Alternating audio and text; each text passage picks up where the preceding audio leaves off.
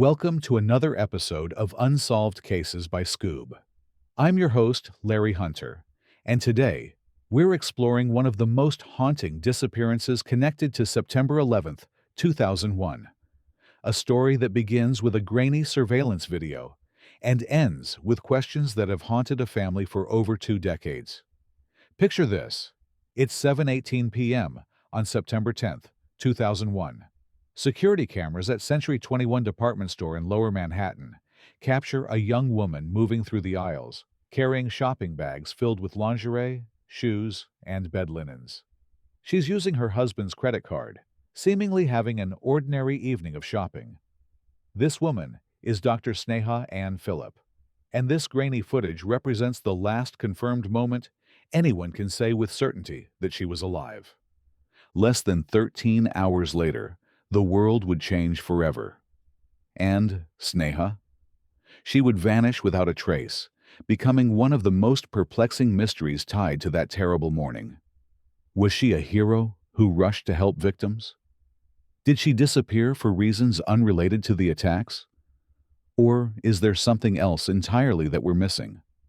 Before we dive into theories and timelines, let's talk about who Sneha Anne Philip really was, because understanding her character becomes crucial to understanding what might have happened to her.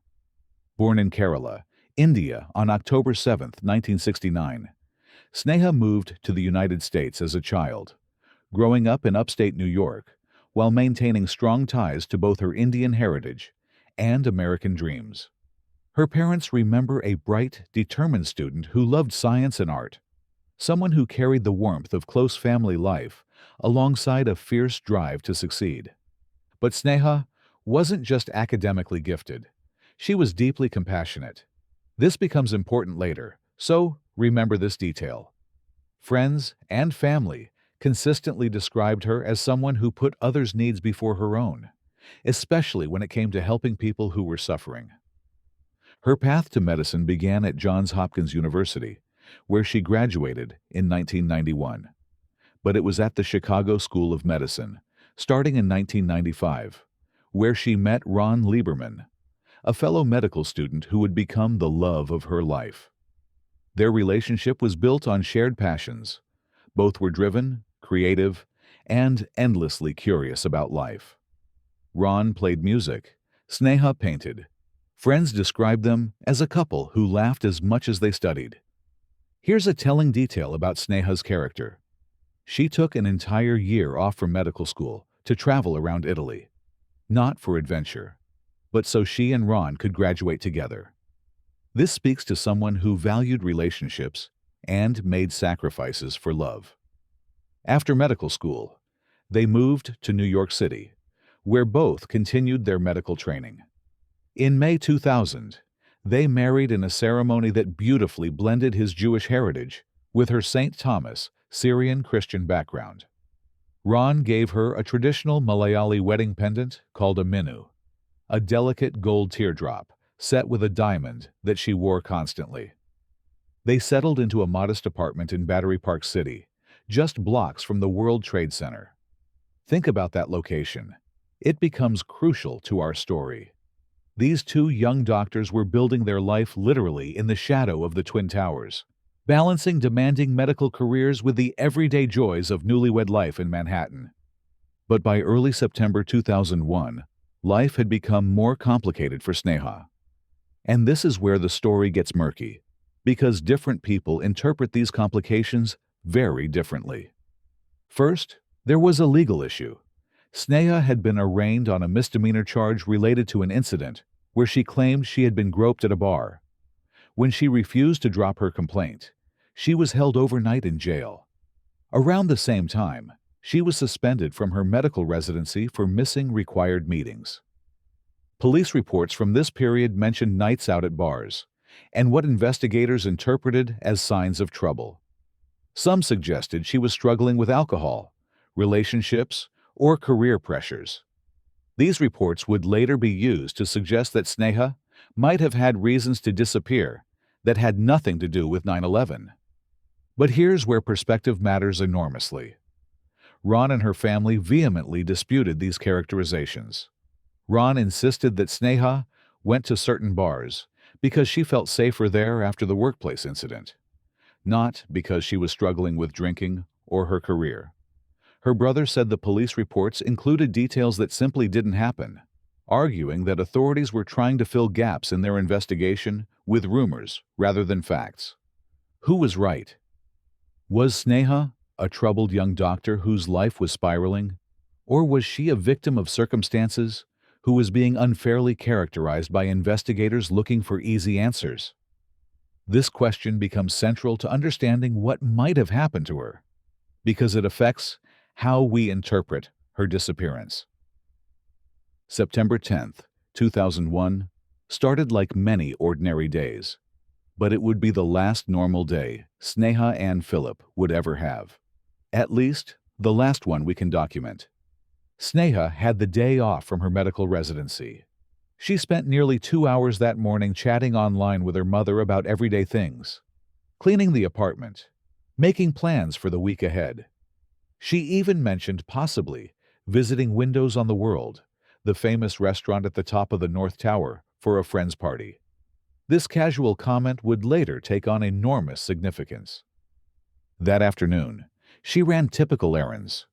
She dropped clothes off at the dry cleaner, then headed to Century 21, that discount department store near the World Trade Center that was popular with locals looking for deals on designer items.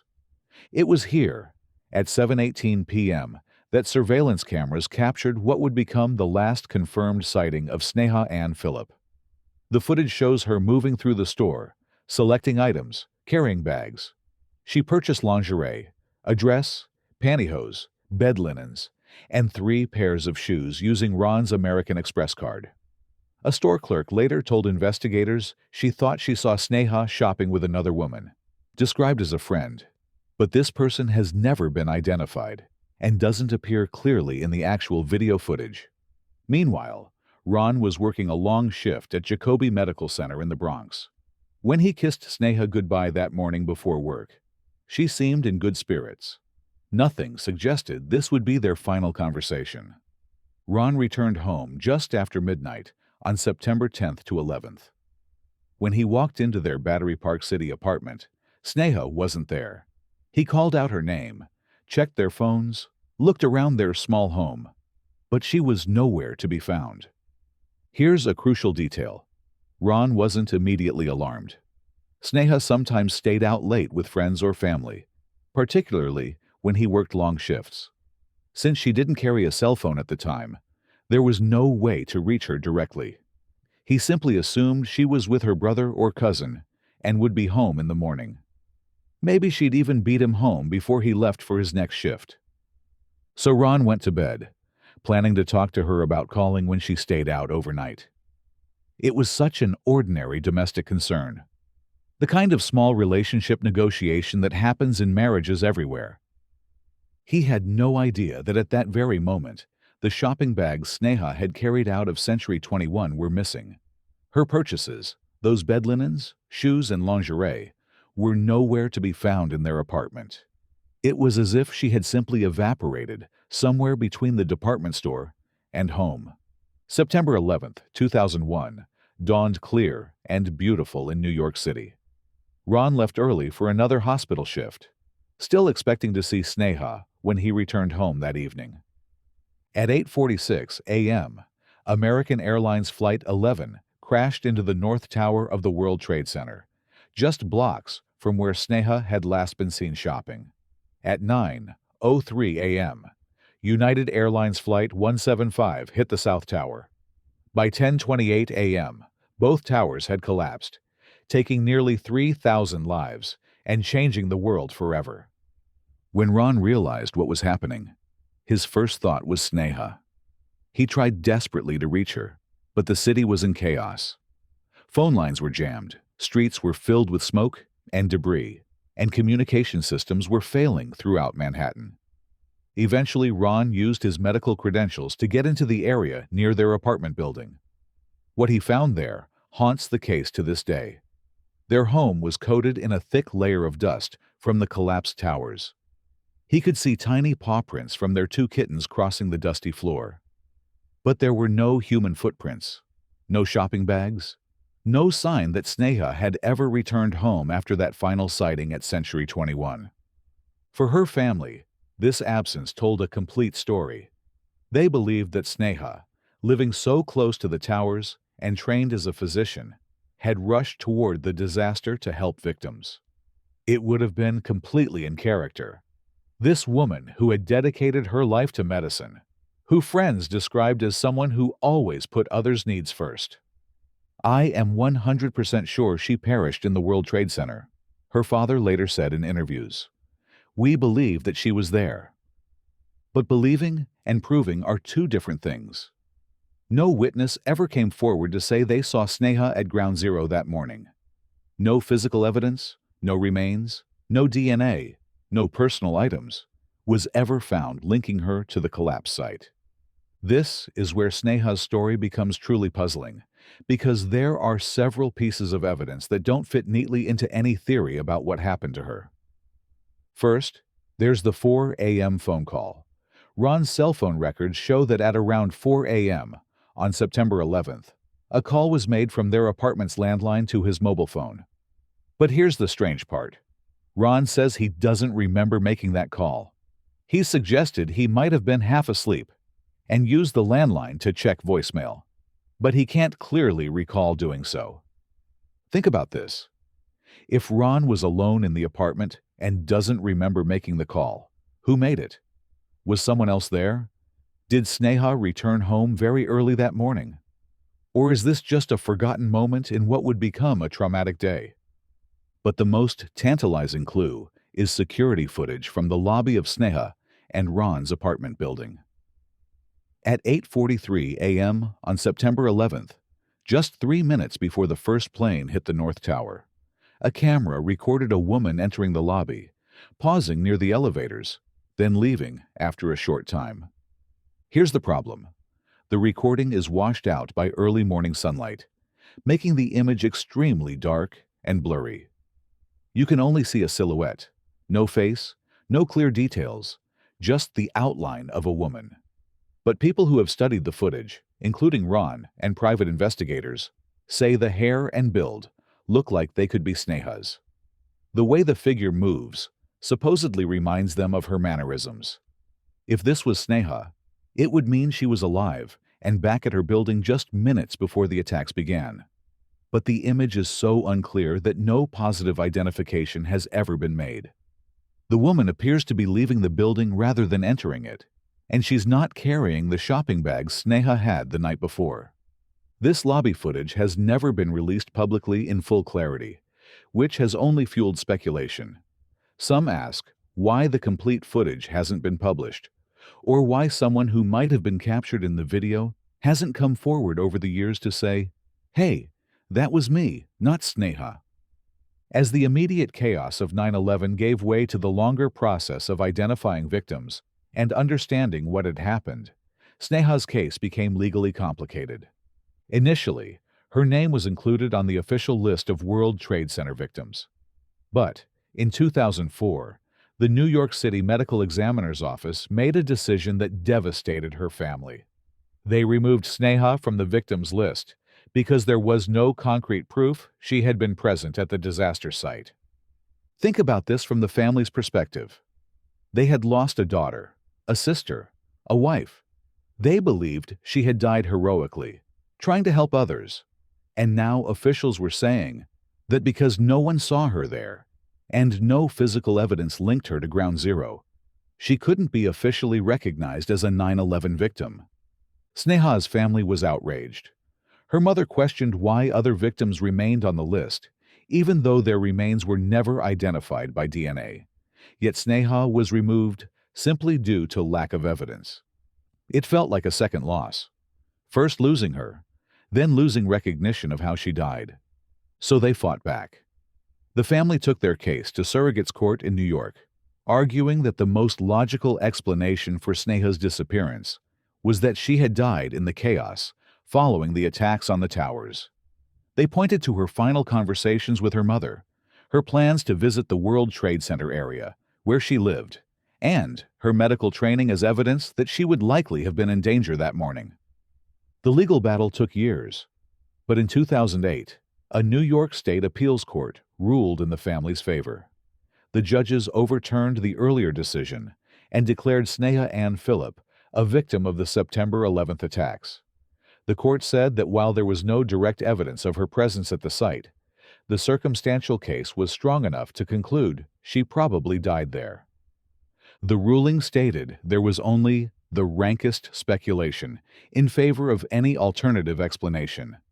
In other words, when you combined where she lived, her profession, her character, and the broader context of that morning, it was most reasonable to assume she had been caught up in the tragedy. This meant Sneha's name was restored to the National September 11th Memorial as the 2,751st person lost that day. For her family, this wasn't just legal vindication. It was recognition of who they believed she really was. But not everyone accepts the official conclusion that Sneha died at the World Trade Center. Over the years, various alternative theories have emerged, some based on investigation records, others on speculation. The New York Police Department initially investigated her disappearance as a standard missing persons case, not necessarily connected to 9/11. Their reports included details about her recent work troubles. Her residency contract hadn't been renewed, she was facing suspension for missing meetings, and there were allegations about late nights out and social struggles. Some officials used these details to suggest that Sneha might have chosen to disappear, using the chaos of the attacks to escape mounting problems and start a new life elsewhere. One private investigator early in the case even floated the idea that she had deliberately vanished. But when investigators searched her computer and personal records, they found no evidence of plans to leave town. No reservations, no preparations, no research about starting over somewhere else. Her passport and most of her credit cards were left behind in the apartment. The only missing card was the one she had used for that final shopping trip. This lack of preparation is why the voluntary disappearance theory loses credibility for many people. If you were planning to start a new life, wouldn't you take your passport? Wouldn't there be some digital footprint of planning? Then there are theories related to that mysterious lobby footage. Some suggest that if the 8:43 a.m. silhouette was indeed Sneha, she might have returned to the building that morning after staying out all night, perhaps trying to get some rest before starting her day. If that's true, it could mean she was still near home when the attacks began. Others argue the image is too vague to draw any conclusions, and that in a busy Manhattan apartment building, it could have been anyone walking through the lobby that morning. More troubling are theories that emerged in some media coverage and online discussions, suggesting everything from marital problems to more sinister explanations involving Ron himself.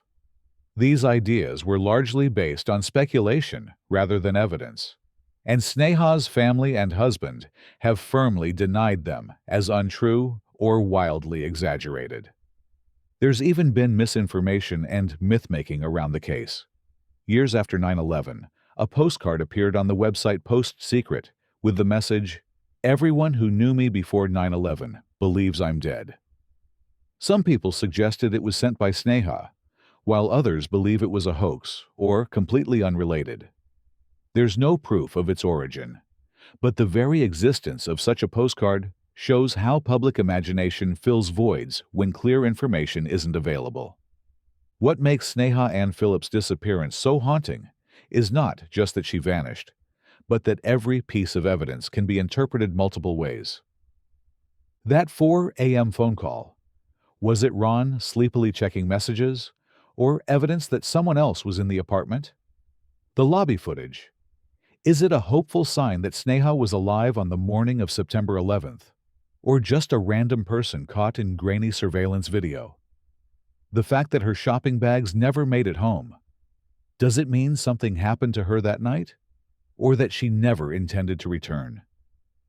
Even her final conversation with her mother takes on different meanings depending on your theory. If you believe she died at the World Trade Center, her mention of visiting windows on the world becomes prophetic. If you believe something else happened, it's just casual conversation. The absence of physical evidence cuts both ways too. No DNA, no remains, no personal items were ever identified at ground zero. But among the thousands who died on 9/11, many were never physically recovered.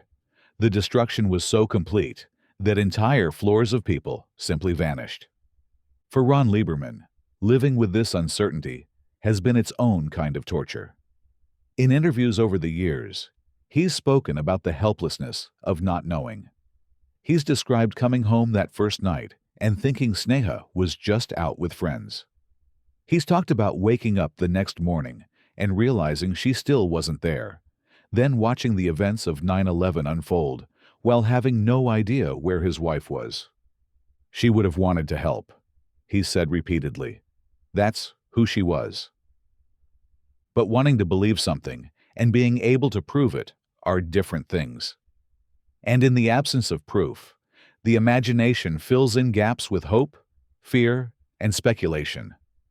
For Sneha's parents, particularly her mother, the belief that their daughter died helping others on September 11th has become not just an explanation, but a source of meaning in an otherwise senseless loss. Her mother kept Sneha's childhood room exactly as it was for years, adding photos and medical diplomas, a quiet shrine that speaks more of love than mystery. In Kerala, India, memorial funds were created in Sneha's name to help poor patients get medical care, a tribute that reflects the values she seemed to hold dear. This is the most common-sense thing that happened to her, one of her brothers said when her name was restored to the victims list. For the family, the alternative theories, that she disappeared voluntarily, that she was struggling with serious personal problems, that something else happened, don't align with the person they knew and loved. Their faith in her character has sustained them through more than 2 decades of uncertainty. They've chosen to remember Sneha not as a victim of circumstances, but as someone who acted heroically in her final moments. But faith and facts don't always align, and even the most loving family can't fill in gaps in evidence with certainty. More than 22 years after Dr. Sneha Anne Philip walked out of a Century 21 store, on the night of September 10, 2001, her fate remains unresolved. Her name is etched into the 9/11 memorial, yet the truth of what happened in those final hours is still painfully unclear. A single security camera image, and then nothing. In a world defined by surveillance, digital trails, and constant documentation, how does someone simply vanish on the eve of the most recorded tragedy in history? Was Sneha a hero who ran toward chaos? A woman seeking escape? Or a victim of circumstances we may never fully understand? Perhaps the real tragedy isn't the mystery itself, but how it has eclipsed the life she lived. Sneha was more than a disappearance. She was a doctor, a wife, and a daughter, loved deeply and remembered fiercely. If this story left you questioning everything you thought you knew, there's much more waiting. Download the Skoob app now to access the full story, deeper insights, and unseen details that continue to haunt this case.